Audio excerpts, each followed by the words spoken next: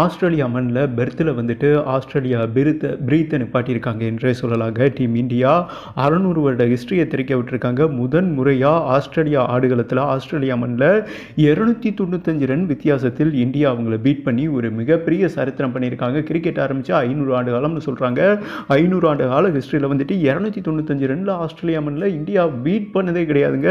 முதன் முறையாக இந்திய மண்ணில் விளையாண்ட மாதிரி வீசி எரிஞ்சிருக்காங்க. அந்த வாளை வச்சு வீசுவாங்க இல்லையா, அந்த மாதிரி ஜெய்ஸ்வால் அண்டு சதம் அடித்து வீசினார். விராட் கோலி சதம் அடித்து பொறிச்சிட்டாரு.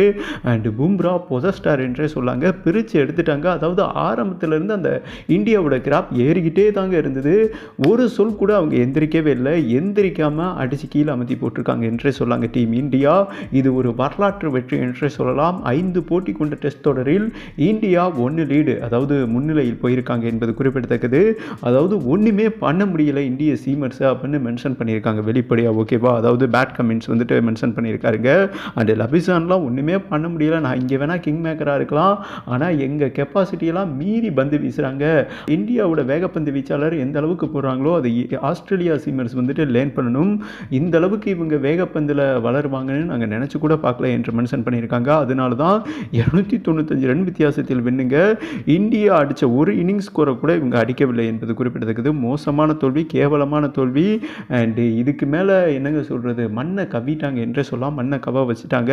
Man of the match overall இந்த இன்னிங்ஸில் 8 விக்கெட் எடுத்து மிகப்பெரிய ஹிஸ்ட்ரியை திறக்க விட்டுருக்காருங்க. பெர்த் ஆடுகளத்தில் நம்ம பும்ரா ஒரு இந்திய கேப்டன், இந்திய பவுலராக இருந்து கொண்டு அண்டு மிகப்பெரிய ஆஸ்திரேலியாவை பீட் பண்ணியிருக்காருனா இது ஒரு வரலாற்று மிக்க சாதனை என்று தாங்க சொல்லணும்.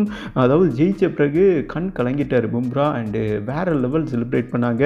அண்டு ஆஸ்திரேலியா வீரர்களே வந்துட்டு பும்ரா அண்ட் இந்தியன் பிளேயர்களை வந்துட்டு சேர் பண்ணாங்க என்பது குறிப்பிடத்தக்கதுங்க. முதலாம் ஆவேசமாக திட்டுவாங்க இல்லையா, இப்போ ஐபிஎல் வந்தவொன்னே கோடியை பார்த்தோன்னா மாறி போயிருச்சு என்றே சொல்லலாம். இன்றைக்கி ஐபிஎல் மெகாக்சன் 2வது நாள் போயிருக்கு.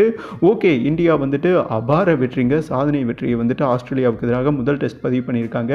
அண்டு இந்த டெஸ்ட் வெற்றியின் மூலமே உலகக்கோப்பை டெஸ்ட் ஃபைனல் உள்ளே நுழைஞ்சிட்டாங்க. எப்படி ப்ரோ 3 வின் பண்ணணுமே ப்ரோன்னு கேட்டிங்கன்னா, நமக்கு பாயிண்ட் டேபிளில் வந்துட்டு இந்தியா தான் வந்துட்டு 110 பாயிண்ட் எடுத்திருக்காங்க.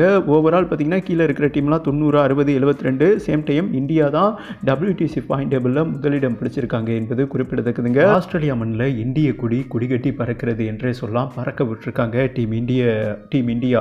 ஒட்டுமொத்த பெர்ஃபார்மன்ஸும் வெறித்தனமாக இருந்திருக்கு என்றே சொல்லாங்க. ஓகே, ஓவரால் 5 போட்டி கொண்ட டெஸ்ட் சீரீஸில் பார்த்தீங்கன்னா 1 முன்னிலையில் இருக்காங்க.